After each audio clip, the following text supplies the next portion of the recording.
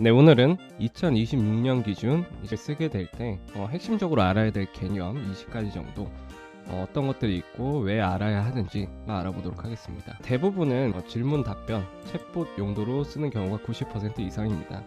하지만 지금은 이제 모델, 컨텍스트, 검색, 메모리, 도구 연결, 에이전트 루프, 보안, 평가 이런 게 갖춰진 시스템으로 이동을 하고 있습니다. 왜 요거를 지금 알아야 하냐면 예전 같은 경우 이제 프롬프트 엔지니어링, 프롬프트 질문을 어떻게 하면 AI가 좋은 답변을 할 수 있도록 잘 하느냐, 이런 게 중요했다면 지금은 모델 자체가 대충 입력해도 답변을 잘 해주기 때문에 AI가 일할 환경을 어떻게 구성하느냐, 이게 제일 중요합니다.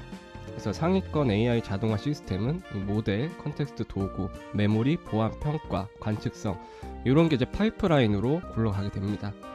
발전 과정을 보면 23년 같은 경우는 이제 프롬프트 엔지니어링, 이미지 같은 경우도 네거티브 프롬프트, 파지티브 프롬프트 이런 거를 잘 입력을 해야 좋은 그림이 나왔고, 24년 같은 경우는 이제 레그나 툴 콜링, 그래서 AI가 외부 데이터를 직접 끌어와서 도구를 쓰기 시작을 했고요. 25년 같은 경우는 이 에이전트 런타임 경쟁, 이 AI가 계획 실행 수정을 반복하는 구조가 중요해졌습니다. 자, 그럼 지금 26년은 뭐가 중요할까요? 지금은 이 시큐리티 경쟁이 중요해졌습니다.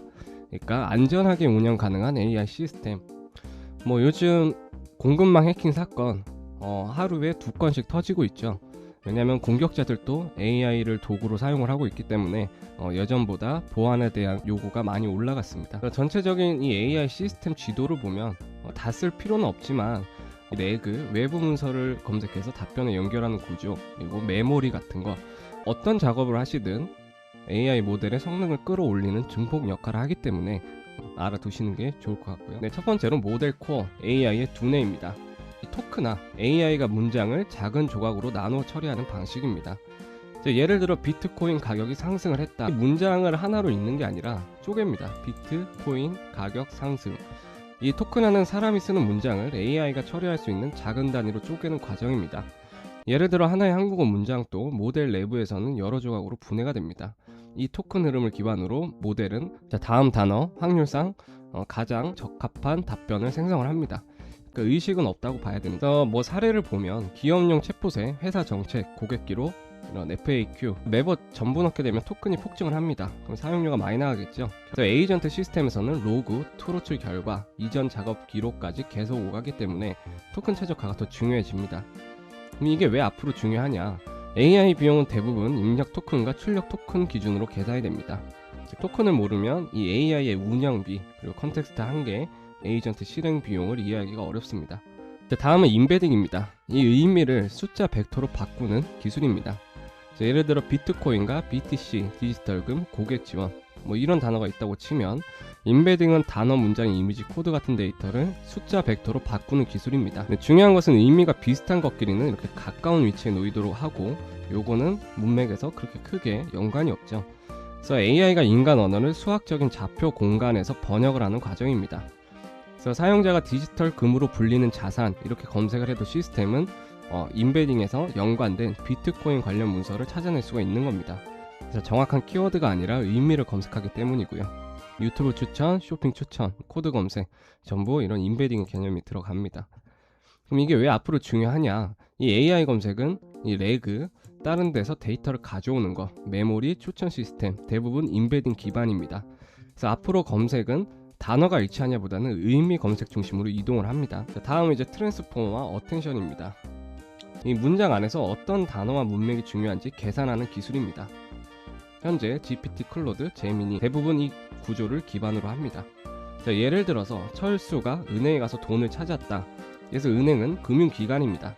하지만 강가의 은행 근처에 앉았다 해서는 강뚝 의미가 될 수가 있습니다. AI가 이런 차이를 이해하기 위해서는 이 앞뒤 문맥 관계를 계산을 해야 됩니다. 그래서 이 단어에서 가장 중요한 게 뭐냐, 이런 걸 판단할 수가 있어야 되죠. 긴 컨텍스트는 우리가 입력하는 텍스트의 작업 공간입니다. 빠른 추론, 멀티모달 처리, 코드 이해 모두 어텐션 구조와 관련이 있습니다. 다음은 AI 시스템, 파인튜닝과 강화 학습. 이 AI 모델은 한 번에 완성되지 않고요. 사전 학습에서 기본 지식을 얻습니다. 위키피디아의 데이터를 얻거나 GitHub의 코드 베이스를 학습을 하거나, 그리고 다음 파인 튜닝은 특정 분야에 맞춰서 강화 학습을 하게 됩니다. 예를 들어 법률만 데이터를 계속 받아서 학습을 하면 법률 AI가 되는 거고, 의료면 의료 AI. 네, 그 다음 가끔 챗 GPT를 쓰다 보면 어느 답변이 더 마음에 드시나요? 이런 거 물어보죠. 이거는 이제 인간 선호 강화 학습입니다. 네, 사람들이 많이 선택한 답변 위주로 출력이 되게 학습을 하는 거고요. 그래서 일반 대화형 모델은 말을 자연스럽게 잘하지만 수학이나 코딩에서 틀릴 수가 있습니다. 반면 추론 특화, 수학을 전문적으로 학습했거나 코딩을 전문적으로 학습했다면 논리 코딩 테스트, 수학에서 점점 강해지게 됩니다. 그래서 이게 왜 앞으로 중요하냐면 모델마다 강점이 다른 이유는 학습 방식이 다르기 때문입니다. 어떤 모델을 어떤 작업에 써야 하는지 판단하려면 이 학습 구조를 알아야 되고요. 다음은 리즈닝과 테스트 타임 컴퓨팅입니다. 이 리즈닝은 AI가 문제를 단계적으로 분석하고 검증하는 능력입니다. 이 테스트 타임 컴퓨트는 답변을 만드는 시점에 더 많은 계산을 사용해 정확도를 높이는 방식입니다. 쉽게 말하면 AI가 대충 답변하는 게 아니고 더 오래 생각하게 만드는 기술입니다. 예를 들어 코딩 에이전트는 코드 작성 후 바로 코드를 주지 않고 자체적으로 백그라운드에서 테스트를 실행을 하고 에러를 보고 원인을 추적하고 다시 검증을 합니다. 이게 이제 단순 챗봇형 AI와 작업형 AI의 차이라고 보시면 되고요. 그러면 왜 코딩에서 AI가 더 강하게 느껴지냐? 일반적인 우리의 자연어 질문 같은 경우는 답변이 모호하죠. 감성적인 게 들어갈 수도 있고, 하지만 코딩 에이전트 같은 경우는 코드는 에러가 나거나 굴러가거나 둘 중 하나입니다. 코딩 쪽은 더 빠르게 학습이 가능하고 더 빠르게 디버깅이 가능한 그런 구조입니다. 그래서 이게 왜 중요하냐? 보안, 코드, 계약, 금융, 자동화 영역에서는 이 빠른 답변, 빨리 받는 것보다는 검증되고 안전하게 굴러가는 코드가 훨씬 중요합니다. 그래서 다음은 콘텍스트 레이어, AI의 기억과 환경입니다. 이게 이제 프롬프트보다 중요한 영역입니다. 이 컨텍스트 엔지니어링은 AI가 참고할 정보, 도구, 기억할 내용, 규칙, 검증 방식을 설계를 하는 기술입니다. 예를 들어 클로드 코드나 커서가 강력한 이유는 모델만 좋아서가 아니라 이 프로젝트의 파일 구조, 에러 로그, 규칙 파일이 이 컨텍스트 안에 들어가기 때문입니다. 그래서 AI의 생산성 격차가 이제 프롬프트보다는 작업 환경, 설계에서 벌어집니다.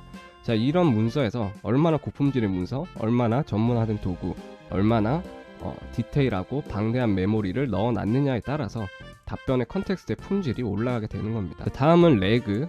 이 AI가 모르는 정보를 외부 문서나 데이터베이스에서 검색을 한 뒤에 그 내용을 바탕으로 답변을 하는 구조입니다. 옵시디언을 사용하는 방법 가이드를 했었는데, 퍼프덱스 요거에 관련해서 여러가지 메모리를 넣어놓고 이것 자체가 또 하나의 클로드 마크다운 메모리의 역할을 하게 됩니다. 클로드의 메모리 같은 경우는 두 가지 구조가 있습니다. 클라우드에서 돌아가는 클라우드 레벨의 메모리, 그리고 클로드 마크다운 파일의 메모리가 있지만 둘 다 핵심적인 규칙만 넣기 때문에 이 정도의 방대한 데이터를 넣게 되면 애초에 설계 목적에도 맞지 않고 효율도 안 나옵니다. 그래서 사내 GPT에게 휴가 규정 알려줘 라고 물었을 때 모델 기억으로 답하면 위험하겠죠. 레그는 실제 인사 문서를 기준으로 검색을 하고 관련 조항을 근거로 답변을 합니다. 이게 왜 앞으로 중요하냐? 기업 AI는 내부 문서, 최신 데이터, 고객 정보와 연결이 되었을 때만 쓸모가 있습니다. 우리가 쓰는 모델 자체는 전부 클라우드에서 동일하게 돌아갑니다. 하지만 특정한 지식이 필요로 한 질문을 할 때는 먼저 이런 레그를 갖추고 있어야 제대로 된 답변을 받을 수가 있겠죠. 다음은 벡터 DB입니다. 인베딩된 데이터를 저장하고 질문과 의미적으로 가까운 데이터를 빠르게 찾아주는 데이터베이스입니다. 일반 DB가 정확한 값을 찾는다면 이 벡터 DB는 의미가 비슷한 데이터를 찾게 됩니다. 전에 정리한 AI 보안 자료를 찾아줘 라고 했을 때 정확한 제목을 몰라도 관련 문서를 스스로 찾을 수가 있습니다. 개인 메모리, 사내 검색, 추천 시스템에서 활용을 하고요. 그럼 이게 왜 중요하냐? AI 검색, 레그, 메모리, 추천 시스템의 핵심 저장소가 됩니다. 데이터가 많아질수록 의미 기반 검색은 필수가 되고요. 다음 메모리입니다. 가장 중요한 개념입니다. 이 AI의 메모리는 현재 대화, 사용자 선호, 과거 작업 경험을 저장하고 다시 꺼내 쓰는 구조입니다. 그래서 단기 메모리, 장기 메모리, 에피소드 메모리 세 가지로 나누어져 있습니다. 매번 텔레그램 포스팅을 작성을 할 때 보통 이모티콘을 넣어서 주죠. 이모티콘 빼고 핵심만 사실적으로 이렇게 요청을 하고 메모리에 저장을 해놓으면 다음에 어떤 질문을 해도 AI가 이 스타일에 맞춰서 대답을 해주게 됩니다. 그래서 이게 왜 필수냐? AI가 이제 비서 역할이죠. 이렇게 하려면 나랑 했던 모든 작업에 대한 기억이 필요합니다. 기억이 없는 AI는 매번 처음 만나는 외주 작업자와 같은 상황이 됩니다. 그래서 사실은 GPT나 클로드를 오래 쓰면 쓸수록 유리합니다. 나에게 최적화된 메모리를 계속해서 구축을 하기 때문인데요. 클로드 같은 경우는 클라우드 메모리에 20개 정도의 디렉토리를 가지고 있습니다. 그래서 너무 많은 정보를 넣을 수는 없지만 지금 내가 주로 하는 작업에 대한 메모리가 우선으로 최신화가 됩니다. 그래서 이 메모리를 잘 관리하는 것도 중요하고요. 저장된 메모리를 보여줘 라고 하면 메모리를 보여주고요. 수정도 가능하고 메모리 기억도 가능합니다. 다음 멀티모달입니다. 이미지, 영상 이쪽에서도 중요한 개념이죠. AI가 텍스트뿐만 아니라 이미지, 음성, 영상, 화면, 텍스트 전부 다 한꺼번에 이해하는 능력입니다. 현실의 업무는 글만으로 이루어지지 않죠. 그래서 화면 캡처를 하고 오류 원인을 설명을 하거나 회의 녹음을 요약하거나 이미지를 분석하거나 영상 제작 프롬프트를 만들 수가 있습니다. 그래서 왜 중요하냐? AI가 컴퓨터를 조작하고 현실 데이터를 이해하려면 이 멀티모달이 필요로 합니다. HTML로 페이지, 지금 보는 이 페이지도 GPT로 만든 겁니다. 클라우드 플레이어 서버를 통해서 랜딩 페이지를 만들어 달라. 이게 왜 중요하냐?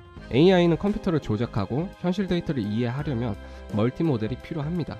브라우저 에이전트, 영상 제작, 화면 자동화 모두 이런 방향으로 가게 되고요.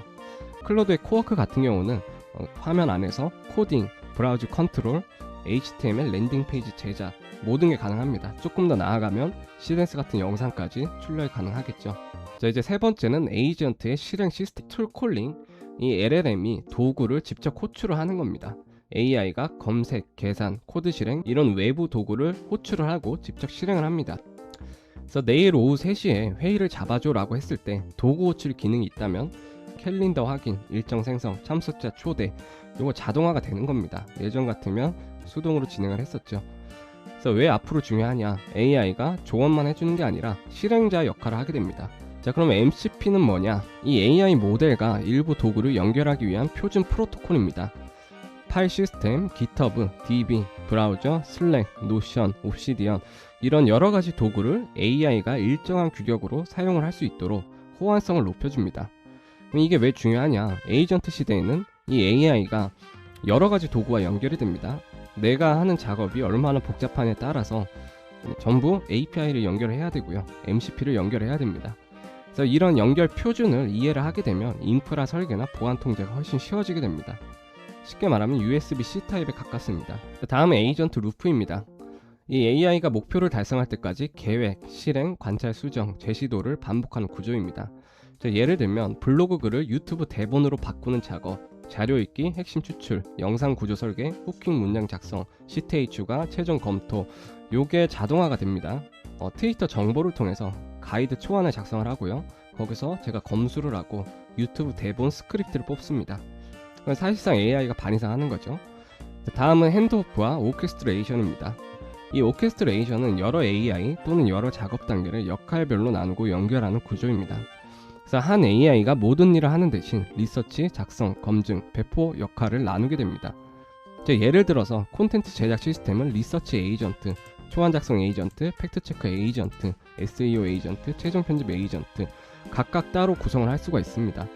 프로젝트 매니저는 클로드가 맡고 리서치는 QN, 검증은 코덱스 이런 식으로 나눌 수가 있다는 거죠. 앞으로는 AI 하나를 쓰기보다 각각 강점이 있습니다. 클로드는 전체적인 틀을 잘 짜고요. 코덱스는 코딩 분야에서 좀 더 잘합니다. 다음은 하네스와 스캐폴드, 샌드박스 구조입니다. AI가 안전하고 일관되게 실행되도록 감싸는 실행 구조입니다. 이 샌드박스는 AI가 제한된 환경 안에서만 작업하도록 만드는 격리 공간이고요. 코딩 AI에게 서버를 맡길 때 아무 제한 없이 주면 위헌합니다. AI 에이전트가 서버를 차단해버릴 수도 있고, 그래서 도커 샌드박스 본마다 별도의 도커 샌드박스를 쓸 수가 있고, 이 에이전트가 특정 폴더에게만 권한을 준다거나 이런 게 필요합니다. 그래서 별도의 격리 공간을 만들어서 어떠한 문제가 생겼을 때 사고가 외부로 번지지 않도록 막는 구조, 이게 샌드박스입니다. 이게 왜 중요하냐? 그러니까 강해질수록 여러가지 권한을 주죠. 생산성은 압도적으로 올라가지만 사고에 대한 위험, 이 공격면 자체가 넓어지게 됩니다. 어느 정도까지 권한을 위임을 할 것인가, 사고를 막는 안전 울타리 개념을 하게 됩니다. 자, 이제 마지막, 지금 2026년 가장 중요한 개념입니다. 자, 첫 번째는 가드레일입니다. 이 AI가 위험하거나 잘못된 행동을 하지 않도록 막는 안전 장치입니다. 개인정보 유출, API 키 노출, 위험 명령 실행, 정책 위반 답변을 차단을 합니다. 자, 예를 들어서 AI 고객 센터에서 고객이 다른 고객의 주문 내역을 보여줘 라고 요청을 한다면 AI가 보여주면 큰일 나겠죠. 예전에 이런 사고가 몇 번 있었죠. 가드레인을 이런 요청을 차단하거나 사람에게 넘겨줍니다. 자, 앞으로 AI가 금융, 의료, 법률, 보안, 고객 데이터 이런 데에 들어가고 있고 실수가 한 번 나면 큰 사고가 나겠죠. 자, 바로 어제 발생했던 보안 사고를 한번 보겠습니다. 트랩도어, 암호화폐 탈취 뮤턴트가 NPM은 개발자의 유튜브라고 보시면 됩니다. 여러 가지 이제 코드들, 이런 코드들이 이 NPM에서 공유가 되고 개발자들은 그 코드를 받아서 쓰게 되고요. 근데 이 NPM은 공급망입니다. 이게 이제 오염이 된 사고 사례인데 14개의 패키지와 수백 개의 버전을 대상으로 공급망 공격이 감행이 되었습니다. 사용자가 모르고 이런 패키지를 인스톨을 하고 실행을 하게 되면 이 자바스크립트로 된 페이로드가 실행이 됩니다. 서버에 등록 가능한 SSH 키, 그리고 여러가지 지갑의 데이터, 아마존 웹서비스의 자격 증명, 깃허브의 토큰 및 자격 증명, 로컬 개발 구성 파일, 가져갈 수 있는 모든 정보를 다 가져가는 거죠. 자, 그리고 이번 사건에서 가장 큰 문제가 된 점은 AI의 프롬프트 인젝션, 우리가 흔히 쓰는 클로드 마크다운에 폭이 0인 유니코드 문자를 숨겨서 지침을 심은 겁니다. 보안 검사를 우회할 수 있도록.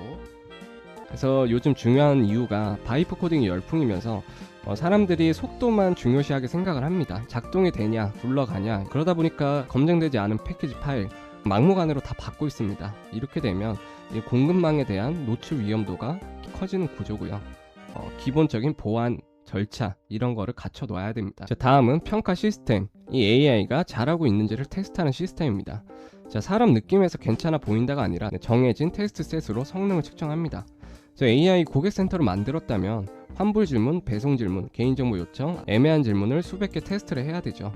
측정하지 않으면 개선이 안 되고요. 또 AI는 보통 사용자의 의도에 편향된 답변을 제공을 합니다.